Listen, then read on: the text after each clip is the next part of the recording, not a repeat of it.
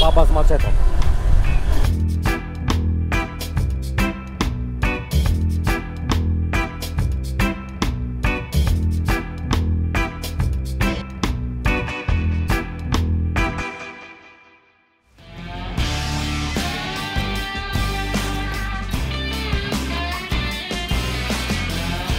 Siemaneczko, udało mi się wyjechać ze stolicy. Wyjechałem bardzo wiele kilometrów. Zostało mi 85 km na granicę. Postanowiłem, jako że tylko troszeczkę muszę nadpłacać, a nie ma szans na autostop, no to, że jadę motorkiem, bo jednak motorkiem jest wiatr we włosach, pod pachą, czy też ogólnie rzecz biorąc jest przygoda. No to jadę motorkiem. Troszeczkę zbyt blisko mam swojego kutiego pod jego tyłkiem.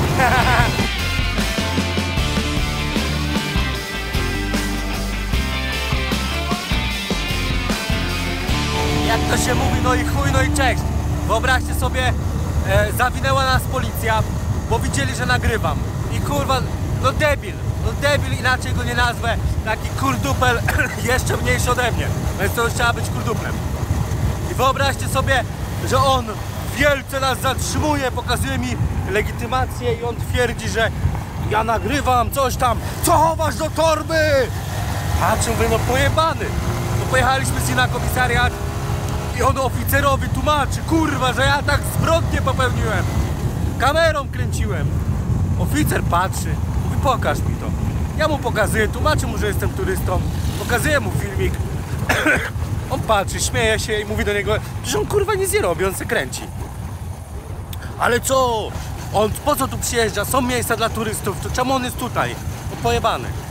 Oczywiście na koniec rękę sobie podaliśmy, a on tak. Patrzą, mówię, ty kurwa debilu, ledwo co szkołę kurwa podstawową skończyłeś, ty kurwa baranie zajebany i poszedłeś do policji, tak jak niegdyś u nas do milicji. Jeden umiał czytać, drugi umiał pisać i dwa debile się zebrały i za komuny do milicji poszły, bo ani im się pracować nie chciało, ani kurwa rozumu nie mieli. No i tak właśnie było tutaj. Tak jest niestety z afrykańską policją. Część jest naprawdę spoko, jest kumata, a część to są debile, którzy nie potrafią ani pracować, ani nie skończyli żadnej szkoły, więc poszli do policji. W Polsce na dzień dzisiejszy policja oczywiście to są inteligentni ludzie, po studiach bardzo często, ale to jest inna sytuacja. Mówimy o sytuacji afrykańskiej. No nie ma co gadać. Wkurwiłem się. Jadę na jedną z głównych granic tego kraju. Zawsze mnie zaskakuje to, jaka jest droga i to, że muszę wam pokazać, mnie bardzo cieszy. Jak to wygląda. To nie jest Afryka Wschodnia.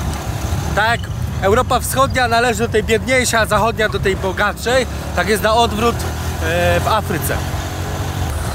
Baba z maczetą.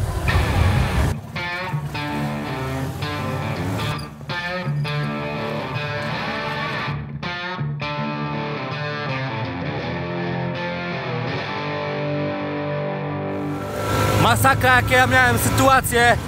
Zaraz wam tutaj opowiem, wyobraźcie sobie, dojechałem tutaj do granicy, no i co, i gościu wziął ode mnie paszport i tak dalej, ale taki cieć, w sensie policjant, tylko że cieć. No i doszło do sytuacji, że oczywiście co, gdzieś tam wychodząc szturchnąłem go w rękę i on stwierdził, że mu złamałem, więc mamy z nim jechać do lekarza. Ja mówię, że ma spierdalać, bo już się zdenerwowałem po prostu. I on się kłóci ze mną, ja mówię, gdzie jest oficer? Mówię, gdzie jest oficer? No i przyszedł oficer i wyobraźcie sobie, że mówię, że ten policjant czy tam strażnik jest pijany i że chce zadzwonić do mojej ambasady, zgłosić ten fakt. Kurwa, wszyscy milczą. Ja jeszcze się trochę pokłócił ze mną, ale już do kliniki nie chciał jechać. A ja się wkurwiłem. Druga sprawa, przychodzę tutaj na granicę, no i niestety trzeba wziąć motorek, żeby dojechać. Wszystko byłoby spoko, gdyby nie fakt, że gościu, który pierwszy mnie zobaczył i zaczepił, nie podobał mi się.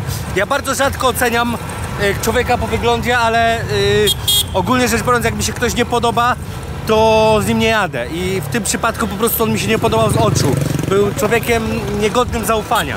Przynajmniej dla mnie. No i ja powiedziałem tym oficerom, już po stronie tutaj tego kraju, że ja nie chcę z nim jechać. Mi się on nie podoba. Spoko. Powiedziałem, że chcę z tym jechać, bo mu wierzę. On taki ma oczy, że mu wierzę. O ten chłopak. No, więc ogólnie rzecz biorąc, witam was na wybrzeżu Kości Słoniowej. Słynne państwo, którego nazwy oryginalnej nie znam, nie umiem się nauczyć. Ale czy to jest ważne? Dzisiaj dojadę do Man. Będę spał w Man i jutro jadę do Abidjan, gdzie będę spał w seminarium u polskiego misjonarza. On nic, tylko się cieszy.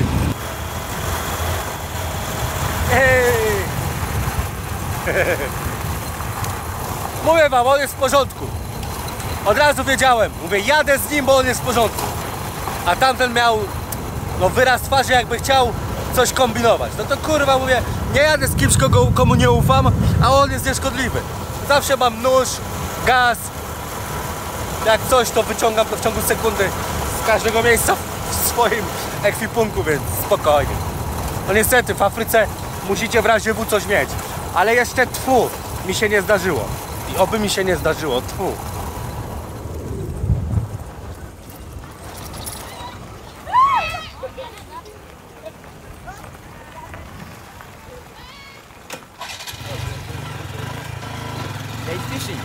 Drzewa kauczuku. Jest kauczuk? Yeah. Po czym poznałem, że to kauczuk? Po czym poznałem, że to są drzewa kauczuku? I po czym poznałem, że to jest farma kauczuku? A po tym, że słynie z tego fakt, że do takich drzew kauczukowych jest przyczepiony taki otóż plastikowa doniczka. I ja nie wiem, teraz nie pokazuję tu nic mądrego, żeby tu spływał ten kauczuk, ale chodzi o to, że jak to natniesz, to on zacznie sobie lecieć. Zobaczcie tutaj. Widzicie? Oj, przepraszam, źle kameruję. Tutaj ucinacie i z tego miejsca po takim tutaj metalowym czymś spływa kauczuk. Coś niesamowitego. No ale tam jest teraz aktualnie woda. Dobra, spierdalamy, bo się chyba miejscowi znaleźli. Stoją z maczetami. O kurwa.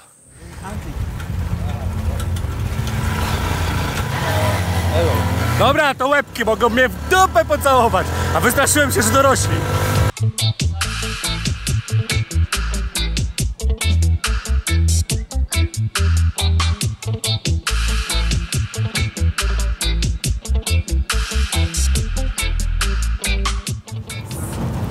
No i co tu dużo mówić, wyjechałem już z miejscowości Man i na ten moment ruszam do miejscowości Yamasukra albo Yamasukra chyba.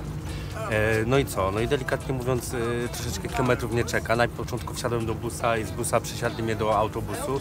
Nie jeżdżą tutaj w ogóle samochody prywatne, więc ogólnie rzecz biorąc jedynie co to środek, publiczny transport. Wszyscy się ze mnie wokół śmieją, ale nie ma się z czego przejmować, bo to ja jestem na górze. I to jest najważniejsze. I tyle, nie? A miejscowość jest całkiem spoko. No.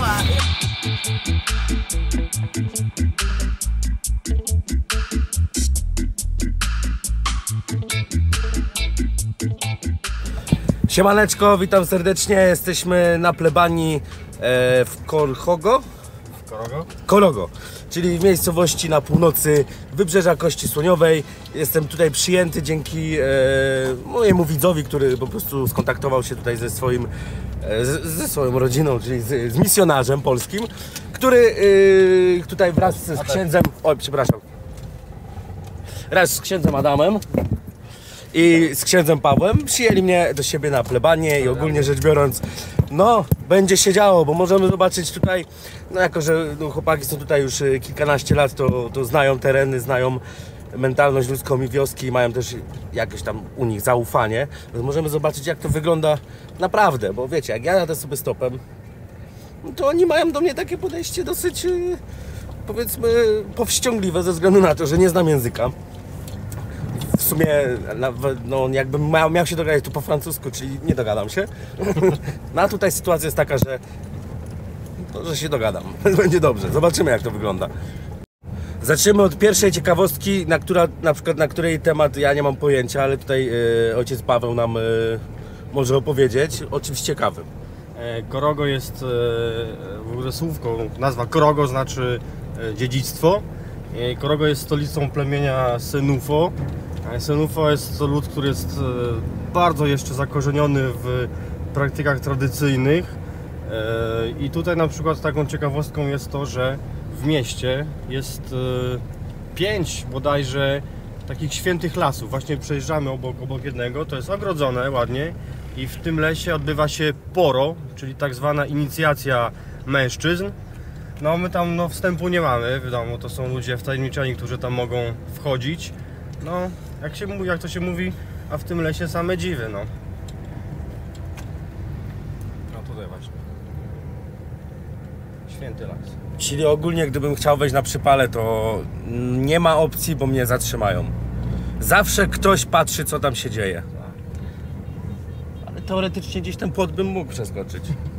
Ale chyba bym nie ryzykował, bo jednak mieszać się w tradycje afrykańskich ludów nie należą do dobrych decyzji. Poza tym pamiętajcie, że tutaj jakieś tam czary czy inne dziwne rzeczy, chyba klątwy.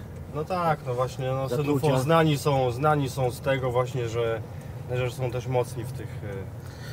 I wiadomo, można do tego mieć sceptyczne nastawienie, ale nie wiem, czy byście nawet mając sceptyczne nastawienie, ryzykowali. Ja osobiście wolałbym nie ryzykować, bo mi ta klątwę, że dostanę 2 tygodnie sraczki, no to... Albo byś się zamienił na przykład w żabę. Nie, no dobra, w taką klątwę to już naprawdę nie wierzę, ale w dwutygodniowe rozwolnienie wierzę. I to by mogło być naprawdę kiepskie. Więc jeśli ktoś wam powie, że nie można wejść do tego lasu, to znaczy, że... Po prostu trzeba to uszanować. No. Tutaj na środku skrzyżowania są takie właśnie porozwalane garki, ktoś tam sypnął orzeszki.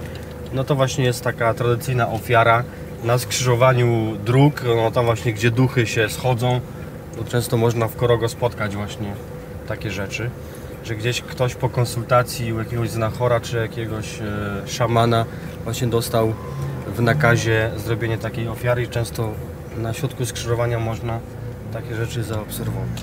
No i dużym nieszczęściem jest fakt, że dokładnie 10 sekund przed tym, jak włączyłem kamerę, to pani właśnie wysypywała. No niestety nie zdążyłem tego nagrać, ale to się stało na moich oczach, a jak mówię wam, że to się stało, to tak było i powiem wam szczerze, dosyć dziwne. Szkoda orzeszków trochę. Jednak jakby wyrzucili, nie wiem, kamyki, to spoko, nie? Ale jednak jedzenie to tak nie najlepiej. Ale szanujemy.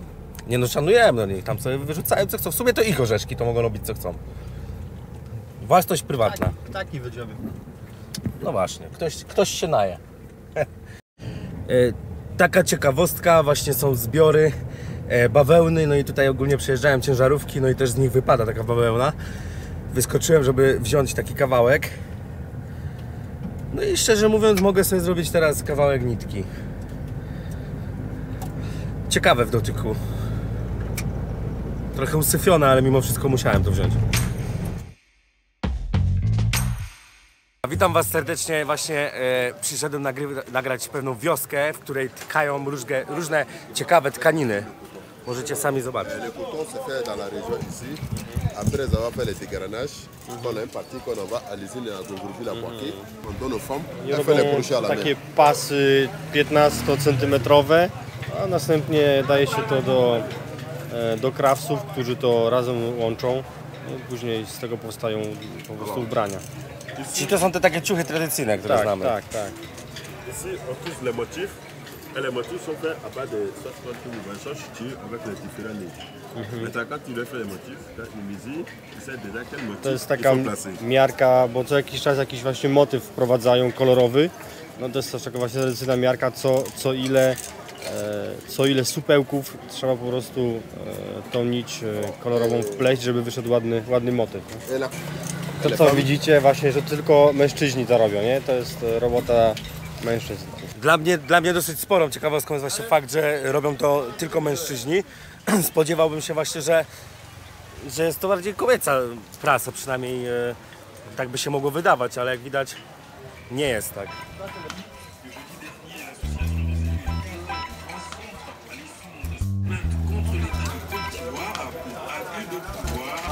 Tradycyjnie w tej wiosce właśnie to jest praca mężczyzn z ojca na syna.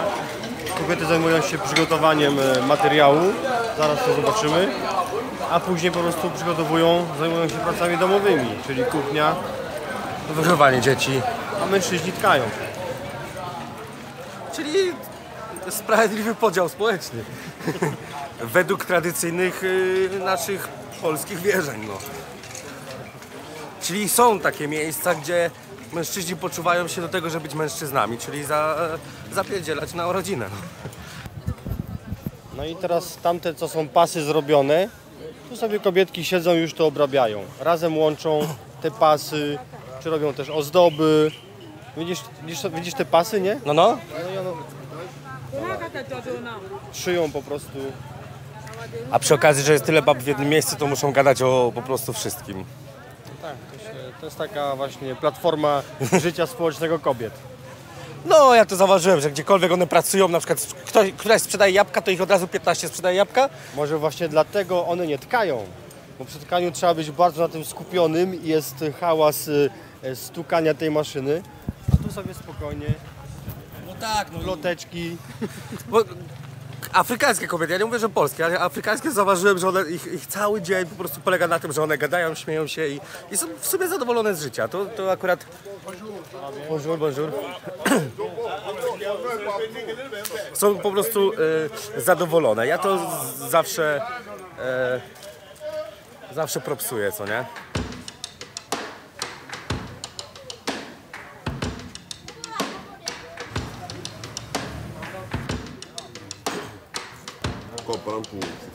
I efekty takiej ręcznej pracy widzicie właśnie tutaj. To jest naprawdę niesamowite. Ja wiem, że ja bym kupił to w prezencie, nie wiem, koleżankom, mamie, no ale no nosić tego nie będą, więc po co mam tu kupować, ale powiem wam szczerze, no jest to niesamowite, więc jeśli wiecie, że ktoś tutaj w tej okolicy przyjeżdża z waszych znajomych, a chciałabyś takie mieć, bo akurat jesteś taka, żeby ci się podobały, to polecam, bo są ręcznie pięknie plecione. Dalej sporym zaskoczeniem jest fakt, że oczywiście kto to robił to mężczyzna. Tu nie chodzi o jakąś dyskryminację, żebyście sobie nie pomyśleli, że ja tutaj kogoś, wiecie, przywołuję, że to kobieta powinna robić. Nie, absolutnie, tylko po prostu z moich przyzwyczajeń, no, tam razem spędziłem w Afryce powiedzmy rok, no, tu chłopaki po kilkanaście lat, więc co innego, ale raczej się nie spodziewałem, że tu będą faceci przez cały dzień pracować, no, to jest rzadki widok. To jest bardzo rzadki. To jest jak widok, jak tak mężczyźni przez cały dzień pracują w Afryce, to jest jak widok księdza na rowerze w Polsce. Teraz wam pokażemy proces wytwarzania z bawełny zebranej, tam oczyszczonej z pola. Proces po prostu robienia nici. I od razu wam tutaj chcę powiedzieć, że to nie jest zrobione pod turystów, że to nie jest przygotowane pod turystów, bo tu turystów nie ma. Już jest taka oczyszczona, już wybrane zostały ziarna i elementy, które nie są potrzebne.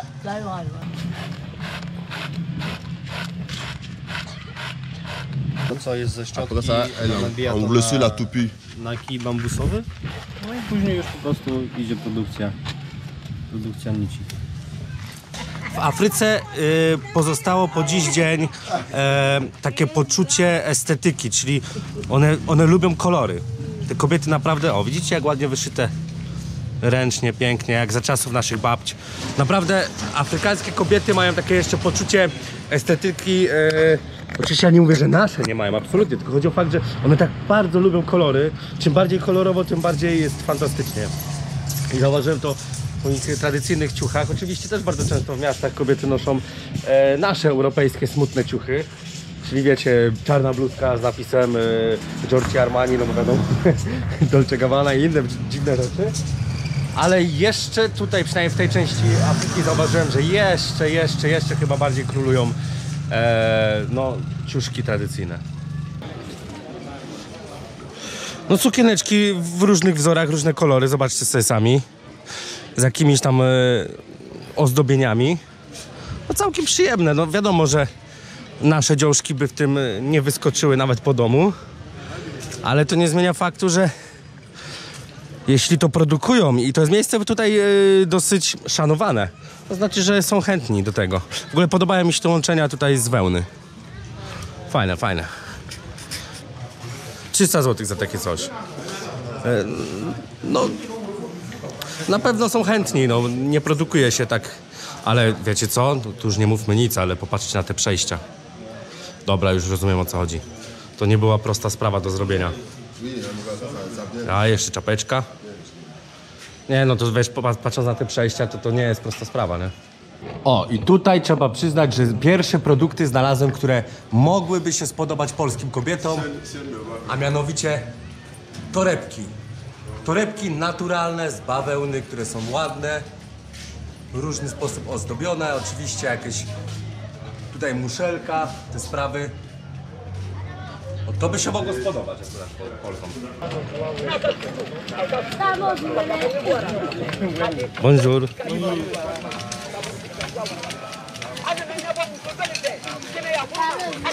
I praca przechodzi z ojca na syna. Tutaj pierwsza ciekawostka. Widzicie to? To jest z roweru. Ośka normalna. Ośka z roweru, nie? Ośka z roweru, żeby ładnie jest łożysko, wszystko. Dobra, tu chłopaka chyba stresuje, więc... A, już widzę skąd się biorą te przejścia, że to w sumie nie jest żadna filozofia, bo nitka jest po prostu barwiona w taki sposób. Rzecz nie bywała w Afryce, czyli jest cennik i po prostu jest wystawiona cena i nie mogą sprzedać drożej niż jest napisane. Mogą sprzedać taniej, można się targować, ale nie mogą sprzedać drożej. Coś, co jest w Afryce niespotykane. Myślę, że w takiej, nie wiem, Egipcie czy gdzieś by to nie przeszło, bo to już jest miejsce turystyczne, a tutaj no jednak turystów nie ma.